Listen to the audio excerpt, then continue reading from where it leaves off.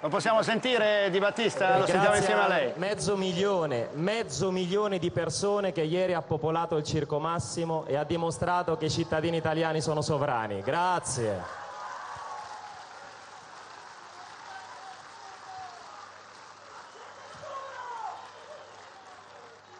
Perché non ci informano su un trattato di libero commercio con gli Stati Uniti d'America che si chiama TTIP?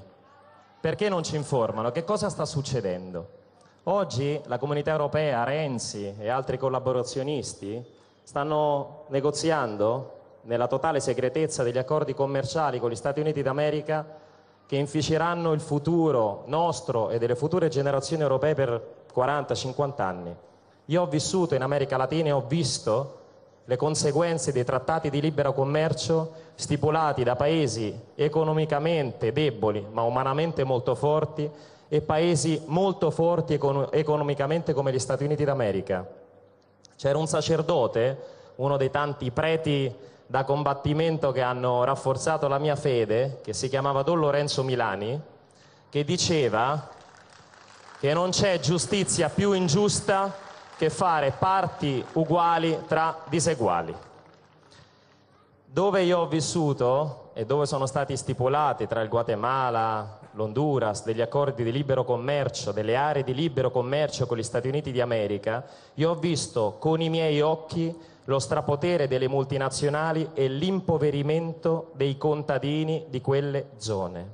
Io ho visto con i miei occhi arrivare, tramite appunto quest'area di libero commercio, derrate di mais transgenico importate da grandissimi multinazionali come la Cargill, la Monsanto, queste derrate invadere il mercato del Centro America e costringere i contadini ad abbassare clamorosamente i prezzi, ad impoverirsi fino a vendere, anzi a svendere le proprie terre alle stesse multinazionali dell'agrobusiness, la Monsanto, la Cargill, che hanno imposto il trattato iniziale. Questo circolo vizioso. Questa roba, se non la fermiamo, succederà anche in Europa, dove oggi si sta negoziando questo trattato e sono le stesse multinazionali, grandi, nordamericane, non solo, che vogliono imporre questo trattato per far sì che le leggi a tutela della salute, dell'agricoltura che ci sono in Europa, più forti delle leggi negli Stati Uniti d'America, possano essere raggirate da questo meccanismo perverso e quindi anche qui derrate di mais transgenico, di prodotti nordamericani arriveranno senza alcun controllo e queste grandi multinazionali avranno la possibilità addirittura di citare in giudizio gli stati sovrani qualora dovessero approvare delle normative a tutela della salute e dell'agricoltura locale e nazionale. È già successo questo è successo in Argentina, dove durante la crisi il governo argentino ha bloccato i prezzi dell'energia e dell'acqua per far sì che il popolo avesse un po' di ossigeno. Ecco, le grandi multinazionali dell'energia e dell'acqua hanno citato in giudizio l'Argentina, che ha dovuto pagare 1 miliardo di euro di penali. Questo sta succedendo esattamente questo. E perché sta succedendo? La politica estera è un bene, insomma, occorre provare a unire i punti e a unire questo trattato di libero commercio che Renzi negozia in silenzio, senza dirci nulla a nessuno. E vi ricordate, la scusa è: ci saranno più posti di lavoro e lavoreremo di meno. Vi ricordate che questa frase ce la disse Prodi prima di entrare nell'euro? Lavoreremo di meno e ci saranno più posti di lavoro. Guardate che cosa è successo, non ci possiamo più fidare. Cioè, questa è l'epoca della menzogna continua raccontata da questi media di regime miliardi di volte, che si trasforma purtroppo nell'interno delle menti di qualcuno in verità. Con la scusa, il TTIP, questo trattato, lo stanno portando avanti e automaticamente stanno portando avanti delle sanzioni nei confronti della Russia. Gli serviva un casus belli. Nessuno parteggia per la Russia e nessuno va contro gli Stati Uniti d'America, credetemi. Gli Stati Uniti d'America sono anche un esempio spesso di libertà di stampa, di certezza della pena. Se negli Stati Uniti d'America rubi vai in galera, da noi ti fanno cambiare la Costituzione della Repubblica.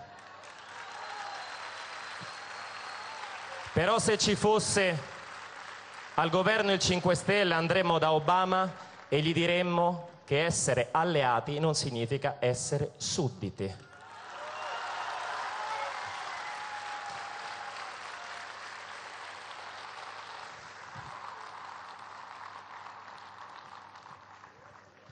John Biden, il vicepresidente degli Stati Uniti d'America, ha dichiarato questo. È vero che non volevano farlo, parliamo delle sanzioni economiche alla Russia. È stata la leadership americana e il presidente americano ad insistere, tanti di quelle volte, da dover mettere in imbarazzo l'Europa per reagire e decidere per le sanzioni economiche nonostante i costi. Quali sono i costi? 1 miliardo di euro all'anno ci costeranno per le nostre aziende agroalimentari le sanzioni alla Russia. 1 miliardo di euro all'anno quando il Parlamento non è riuscito a trovare 48 milioni di euro per gli alluvionati della Sardegna.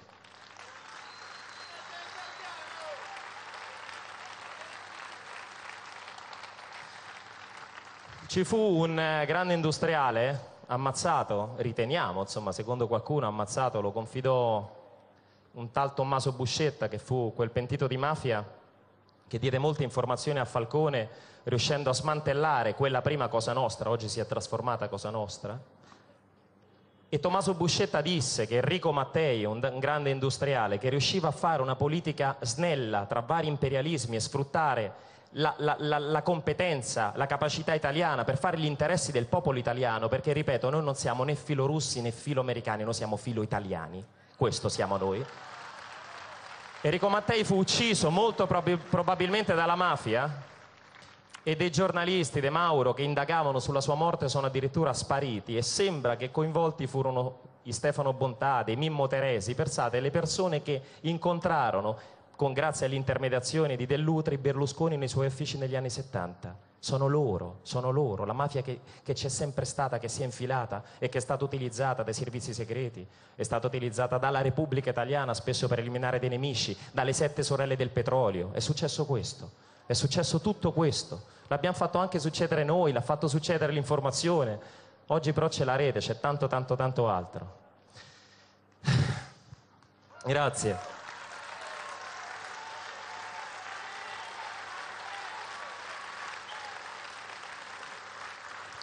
La politica estera e la sudditanza nei confronti di grandi potenze della NATO la subiamo quotidianamente. Un esempio è Gheddafi. Nessuno è stato mai dalla parte di Gheddafi, qualcun altro gli baciava la mano, non certo quelli del Movimento 5 Stelle. Tuttavia Gheddafi era un dittatore, ma lo dovevano buttare giù la popolazione libica, non gli aerei della NATO. Anche perché le conseguenze di quell'intervento, di quell'ingerenza, da parte degli stessi attori che si sentono dei poliziotti del mondo, ha fatto sì che oggi la Libia sia ormai caduta in una vera e propria guerra civile, e lì nasce anche il terrorismo e il fondamentalismo islamico, e ha fatto sì che 100.000 cittadini della Libia sono arrivati in Italia. E dobbiamo anche uscire da quelle logiche. Se tu vuoi sostenere una gestione alternativa dei flussi migratori, se tu vuoi contrastare l'immigrazione clandestina, qualche intellettualoide di sinistra ti dà del razzista. Usciamo fuori dalla logica del razzismo, al contrario, usciamo fuori. Oggi la mafia nigeriana è una delle mafie più forti, è entrata anche grazie all'immigrazione clandestina, generata anche dal comportamento di alcune multinazionali, anche italiane come l'ENI, che vanno in Nigeria, corrompono, costringono alla povertà quelle popolazioni che poi arrivano qua, non trovano lavoro e si infilano nel traffico della prostituzione, e inizia la mafia nigeriana a collaborare con la Camorra anche nella Terra dei Fuochi. Pensate quanto una scelta di una multinazionale italiana, senza ormai nessun tipo di controllo da parte dello Stato, infici anche sulle politiche migratorie. Pensate quanto sia tutto collegato. Pensate, vi prego, cerchiamo di uscire fuori, no, dalla menzogna collettiva che ci viene raccontata. Io ho molta fiducia, ho davvero fiducia cieca, ci credo tantissimo in questo movimento, tantissimo. Sono molto entusiasta perché siamo riusciti a non farci più fregare anche da quelle logiche ideologiche di destra-sinistra. Guardateli talk show oggi, sapete perché stanno tramontando? Perché finalmente gli abbiamo anche smascherato, no, l'inganno. Un tempo facevano finta di litigare, oggi tra uno del PD e uno di Forza Italia non litigano perché sono davvero la stessa cosa, e gli manca l'interlocutore del Movimento 5 Stelle che vada lì per alzare un po' il polverone, per litigare, perché il talk show non informa, il talk show è una sorta di uomini e donne della politica e cui l'unica cosa che cercano è lo scontro. Ma noi non ci andiamo, perché nei talk show non si parla di TTIP, non si parla del fatto che il Job Act, che le sanzioni alla Russia, servono essenzialmente per non comprare più il gas dei russi e andare a comprare il gas di scisto degli Stati Uniti d'America. Servono a questo, servono a creare anche in Italia quell'esperimento da topi di laboratorio che è nato e continua ad andare avanti in Grecia. Quando qualche collaborazionista come Scalfari, collaborazionista sono, queste persone sono collaborazioniste della Troica, ci dice che occorre cedere maggiori quote di sovranità nei confronti appunto della Troica, del Fondo Monetario Internazionale, del Banco Mondiale e della Commissione Europea. Ricordate che già c'è un esempio di questo e si chiama Grecia, dove oggi ci sono generazioni tra 100 euro e dove alcuni cittadini disperati si iniettano il virus dell'AIDS per prendere dei sussidi statali. Lì si sta attuando una vera e propria esperimento sociale per vedere fino a quanto arriva il punto di rottura. Il punto di rottura non arriva perché oltretutto c'è una depressione, perché manca un movimento di popolo che ci crede come siamo noi. Questo, quando qualcuno mi parla di Job Act e delle conseguenze, pensate alla Grecia, pensiamo alla Grecia. L'Europa è già fallita, si vede dalla sudditanza nei confronti degli Stati Uniti d'America e si vede dal fatto che non riusciamo a leggere attualmente un cambio geopolitico del mondo che è incredibile. In questo momento i russi insieme ai cinesi si stanno mettendo d'accordo, stanno firmando degli accordi in Nicaragua per bypassare il canale di Panama e costruire un canale alternativo nel lago di Nicaragua. In questo momento Russia, Cina, Brasile, Sudafrica e India, i BRICS, firmano degli accordi per creare un nuovo fondo monetario però alternativo. Cioè il mondo sta cambiando e mai come oggi gli Stati Uniti d'America dal punto di vista geopolitico sono deboli e per quello diventano maggiormente aggressivi. Per questo quando si è deboli internamente, economicamente, si diventa più aggressivi al di fuori, è logico, e si sfrutta il terrorismo che c'è e che è un cancro, ma il cancro si affronta affrontandone le cause, non soltanto gli effetti, ma si utilizza il terrorismo come scusa, cosa che è sempre successa. È successo in Iraq, è successo in Afghanistan e oggi succede in Siria per buttare giù Assad, che sarà un criminale, ma lo devono decidere i siriani a buttarlo giù e non dei poliziotti internazionali sedicenti. Dire questo significa rompere un muro, infilarsi, creare una crepa nell'opinione pubblica, significa far capire che non siamo sudditi, che abbiamo una testa che funziona e che va oltre i titoli dei giornali, e loro sono impauriti di questo perché ci vogliono non soltanto sudditi, ci vogliono passivi e ci vogliono ignoranti, per questo distruggono la scuola e l'università pubblica, perché ci vogliono ignoranti, perché un ignorante davanti a una televisione sarà soltanto un consumatore che l'unico gesto rivoluzionario che potrà fare sarà cambiare canale di fronte alla televisione. Ci sarà bisogno di tutti noi. Io sono sempre dell'idea che senza disubbidienza civile, senza un'organizzazione, senza degli atti molto forti, quando siamo saliti sul tetto di quella Camera il sistema lì ha avuto paura. Quando abbiamo circondato pacificamente il Parlamento per pretendere le elezioni di Rodotà e non le elezioni di Napolitano, il sistema lì ha avuto paura. La russa scappava nascosto dentro un'ambulanza. È la verità. Noi siamo non violenti, credetemi, assolutamente, ma non dobbiamo essere stupidi. Ci dobbiamo organizzare e capire che la disobbedienza civile è l'unico meccanismo. Occupare è qualcosa che occorre fare, perché per salvare l'Europa non possiamo morire noi italiani.